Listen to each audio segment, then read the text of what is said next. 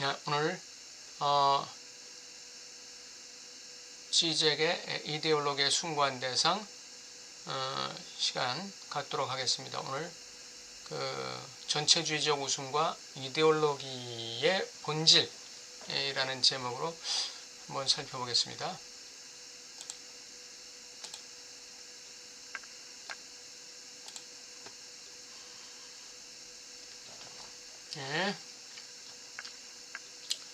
전체주의를 비판하는 움베르토 에코의 장미의 이름에는 우리를 불편하게 하는 요소가 깔려 있습니다. 즉 전체주의는 공식적인 단어에 대한 독단적인 집착과 웃음 내지는 냉소적인 초연함이 결여되어 있다는 데에서 기인한다는 것. 전체주의가 선에 대한 지나친 집착은 그 자체로 가장 큰 악이 될 수도 있다는 것. 진정한 악은 종류를 막론하고 모든 광신적인 독단주의이며 특히 그것이 최고선이란 이름으로 자행될 때는 말할 수 없이 그렇다는 것. 이런 것이 이제 움베르토 에코가 전체주의를 비판하는 그 비판의 내용이다 이거죠. 이것은 일반적으로 모든 이데올로기를 비판할 때 이런 그 말을 하게 되는 것이죠.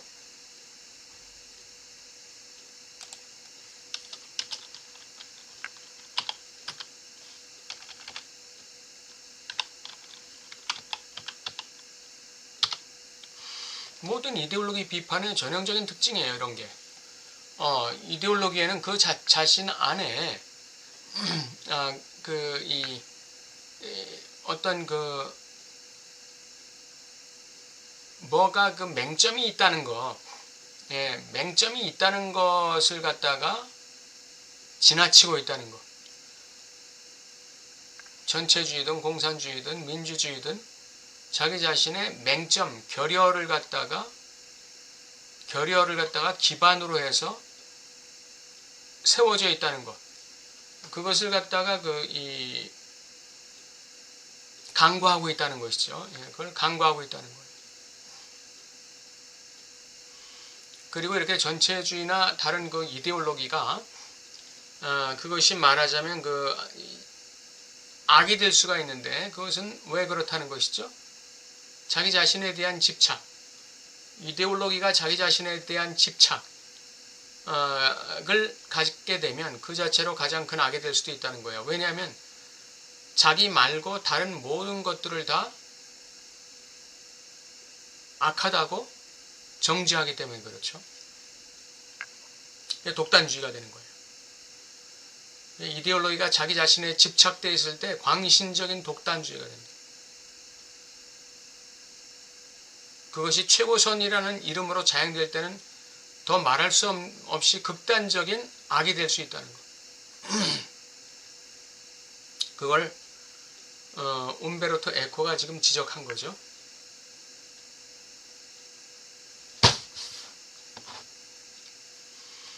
이러한 태제는 이미 신앙에 대한 계몽주의적인 판본의 일부를 이룬다. 신앙에 대한 계몽주의적인 판본, 계몽주의적인 비판, 이게 뭐죠?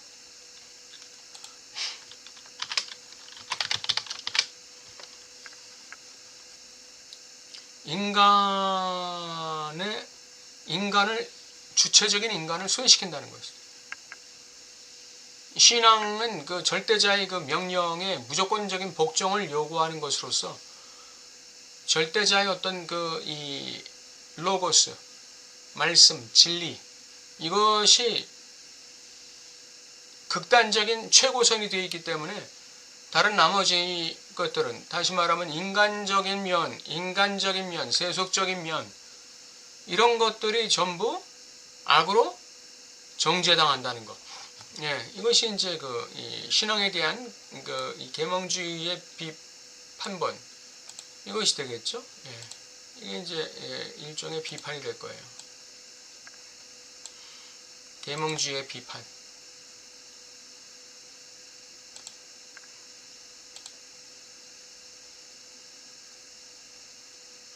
만일 우리가 선에 강박적으로 집착한 나머지 세속적, 그러니까 여기서 말하는 선이라는 건 자기 이데올로기를 얘기하는 거죠. 자기 신앙이라든지 자기 이데올로기에 강박적으로 집착한 나머지 세속적인 것에 대한 증오에서 벗어나지 못한다면 선에 대한 우리의 강박증은 악의 힘으로 변해버린다는 거예요. 다시 말해 우리의 선관념에 일치하지 않는 모든 것에 대한 파괴적인 증오로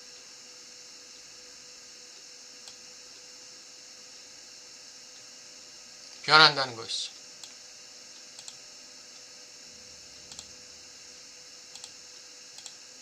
교조주의가 된다는 것이죠. 도그마가 된다는 거예요. 도그마. 독단주의가 된다는 것이죠. 여기 독단주의, 광신적인 독단주의.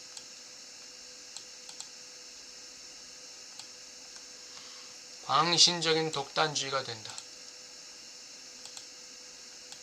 진정한 악은 이 세상에서 오로지 악만을 인식하는 순수해 보이는 시선이다. 순수한 시선이 아니에요. 순수해 보이는 시선이죠. 자, 근데 여기서 문제를 제기하겠습니다. 그렇다면 이 세상의 악을 인식하고 바라보는 하나님의 시선도 악인가? 사탄에 대한 파괴적 증오를 가지고 있는 하나님의 증오도 악인가? 하나님을 따라 사탄과 세상의 악을 증오하는 크리스찬들의 시선도 악인가?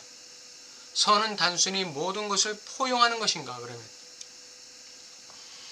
이런 집착적이고 광신적인 독단주의가 악이라면 그러면 선이라는 것은 그러면은 집착하지 않고 비광신적이고 비독단적이고 비도그마적인 것이라면 그런 선은 모든 걸 포용하는 것인가? 다시 말하면 구원의 길은 오직 예수 그리스도다. 성경은 이렇게 얘기하고 있는데 구원의 길은 여러 가지야. 꼭대기에서 다 만나는 거야. 로마 캐톨릭 교황 누구죠? 그 사람이 얘기했듯이 구원으로 가는 길은 여러 가지다. 꼭대기에서 다 만날 뿐이다. 과연 그런 것일까요? 이런 문제가 제기되는 거예요.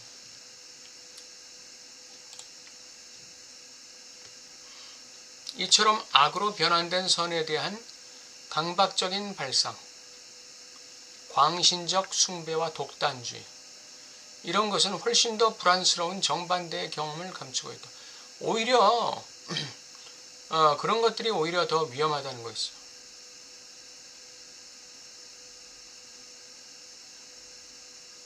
악에 대한 강박적이고 광신적인 집착이 그 자체로 윤리적인 위치의 위상을 획득하게 되는 것이다. 이때 윤리적이라 하면 우리의 이기적인 이익에 의해 좌우되지 않는 위치를 말한다. 윤리적이라는, 그러니까 악에 대한 강박적이고 광신적인 집착을 하는데 자신의 이익을 위해서 그렇게 하는 건 아니에요. 그럴 때 윤리적인 위상을 획득한다는 것이죠. 모차르트의 돈 조반니에서 돈 조반니가 자기 죄를 고백한다면 아직 구원받을 여지가 있음에도 불구하고 자기 죄를 고백하지 않고 끝까지 악 속에 남는다. 악에 집착하고 있어요.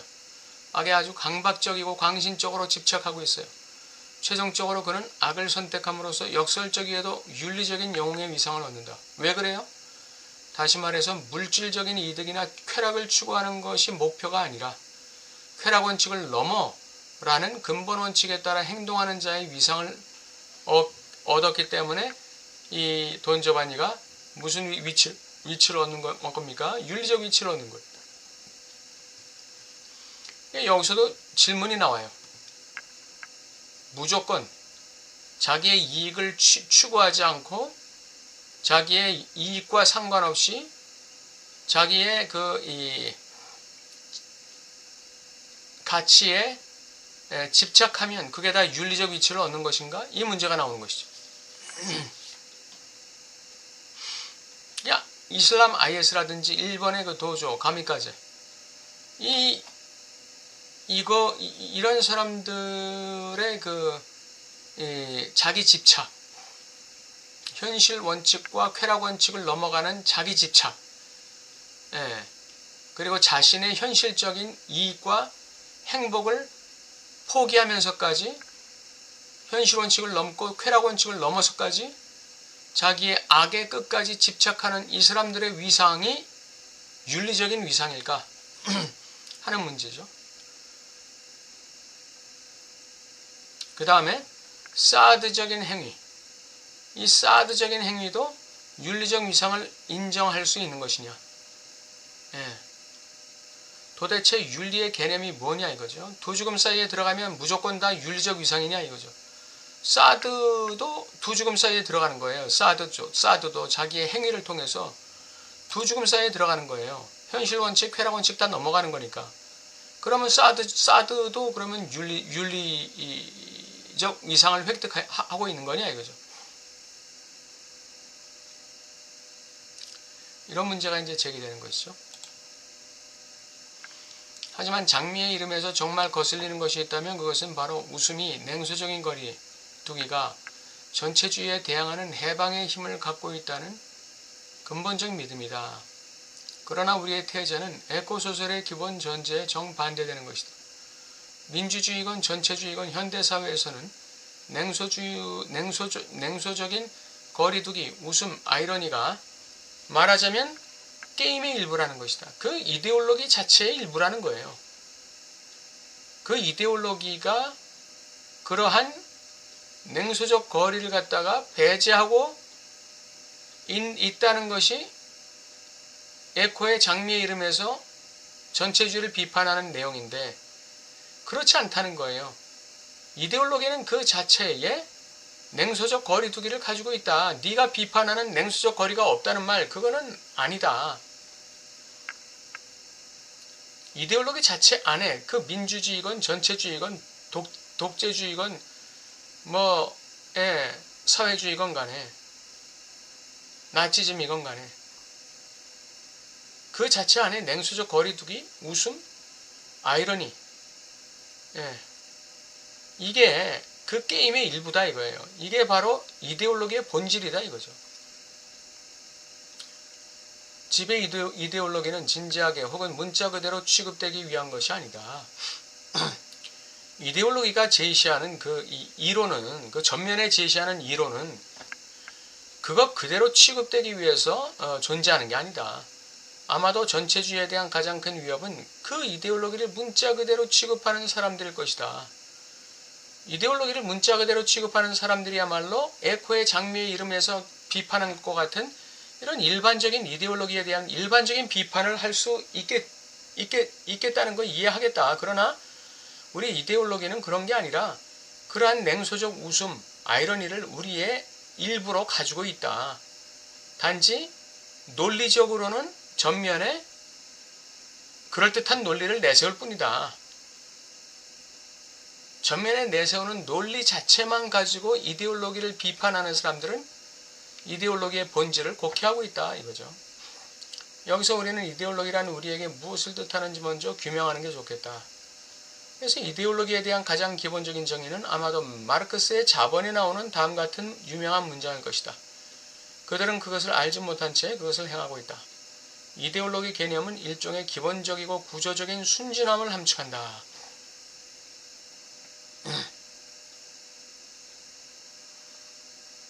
그것을 알지 못한 채 하는 그런 순진함을 구조적으로 가지고 있다는 거예요. 기본적으로 가지고 있다는 거예요. 자신의 전제로 가지고 있다는 거예요. 자신의 전제와 자신의 실질적 조건들에 대한 오인, 그리고 소위 사회적 현실과 우리의 왜곡된 표상 사이의 거리와 차이, 그것에 대한 우리의 허위의식 등등을 이데올로기 자체 안에 함축하고 있다는 것이다. 네, 그것을 결여로서 가지고 있다는 거예요. 이데올로기가 완전하지 않다는 것이죠. 모든 이데올로기는 자신을 완전하게 전면에 내세우는 그 이론이 자신의 완전함을 드러내는 건 아니다 이거죠. 자신의 결여를 갖다가 함축하면서 드러내고 있다는 것이죠. 그렇기 때문에 그런 순진한 의식은 이데올로기 비판의 절차에 따라 처리될 수 있다. 이런 절차의 목적인 순진한 이데올로기적 의식으로 하여금 자신의 실질적 조건들과 자신이 왜곡하고 있는 사회적 현실들을 인정하게 하고 그렇게 함으로써 그 행위 자체가 스스로 와해되어 버리게 하는 것이다. 그러니까 이런 순진한 의식은 이데올로기를 곡해하고 있는 이 순진한 의식은 결국은 이데올로기로 하여금 어떻게 하는 거죠? 자신의 이 실질적 조건과 실질적 조건이라는 것은 이론을 얘기하는 거겠죠. 그리고 자신이 왜곡하고 있는 사회적 현실, 자신의 실제적인 이론들의 조건들과 그리고 현실적인 왜곡, 이거를 스스로 깨닫게 하고 그렇게 함으로써 이데올로기 행위자들이 자신의 행위를 스스로 버리게끔 하는 그러한 역할을 하는 게 순진한 의식이다 이거예요. 움베르토 에코도 바로 이런 순진한 의식을 가진 사람이고, 이데올로기를 비판하는 일반적인 이 비판자들 역시 그런 순진한 의식을 가지고 비판하는 것이다. 이데올로기의 이 이론과 현실 사이의 괴리, 그거를 갖다가 드러냄으로써 이데올로기가 스스로 붕괴되도록 그렇게 하기 위해서 순진한 의식은 비판하고 있다.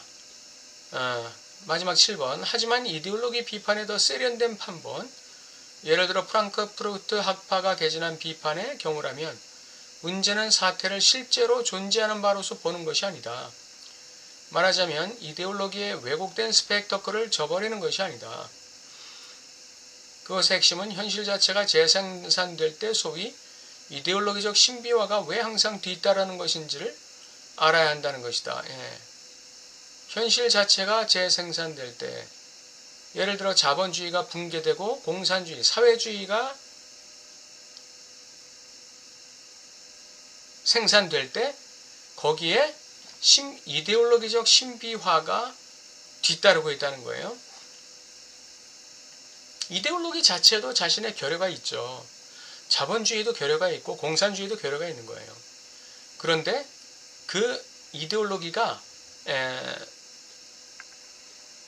그러니까 그 현실이 바뀔 때마다 거기에는 이데올로기의 신비화가 항상 뒤따르고 있다는 거예요. 이데올로기적 신비화라는 건 뭐죠? 자신도 결여를 가지고 있으면서 마치 자신이 아주 유토피아적인 뭔가를 현실에 제시할 수 있는 것 마냥 제시하는 것. 이게 이데올로기적 신비화예요. 이것이 항상 뒤따른다는 거예요. 이 체제가 바뀔 때 또는 현실이 바뀔 때. 가면은 단순히 사태의 실상을 감추는 것이 아니며 이데올로기적 왜곡은 바로 그 사태의 본질 자체 안에 기입되어 있다는 거예요. 이데올로기적 왜곡, 이데올로기적 결여는 자신 자체의 본질 자체 안에 기입되어 있는 거예요.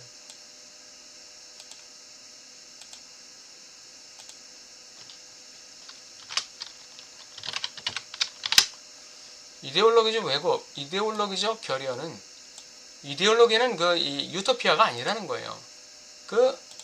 자신의 결여가 있다는 것이죠. 그 결여를 자신 본질 안에 감추어서 기입되어 있다는 거예요. 그리고 가면은 뭐예요? 가면은 뭐예요? 이건 겉으로 드러내는 그 이론이죠.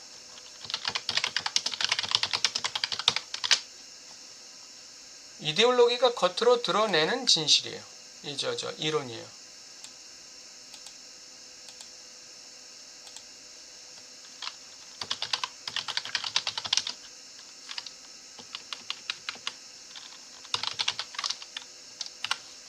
이데올로기가 겉으로 전면에 드러내는 이론은 단순히 사태의 실상을 숨기는 게 아니라는 거예요. 감추는 게 아니다. 숨기는 게 아니다. 숨기는 게 아니다. 그거는 이데올로기 자체 안에 있는 거다. 이거예요. 있는 거다. 이데올로기를 그렇게 위선적인 것으로 보지 말라 이거죠.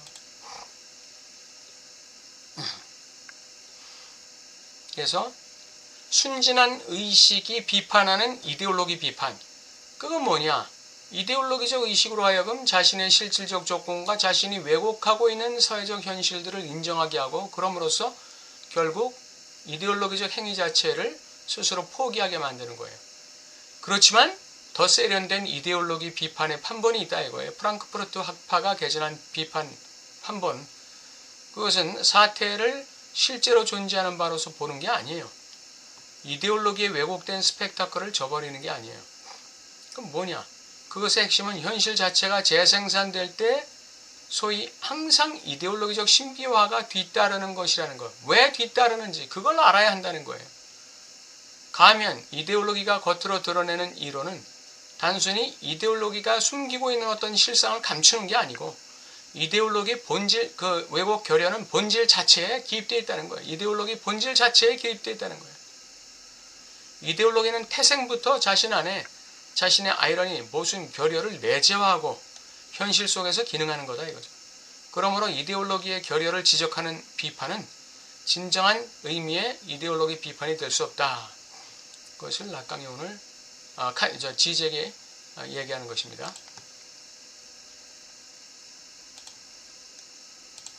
오늘 내용 이해가 가셨는지 모르겠습니다. 예, 뭔가 알듯말듯하죠? 예, 저도 알듯말듯한 상태에서 설명을 했기 때문에 여러분께서도 좀 확실하게 들어오진 않을 것 같아요.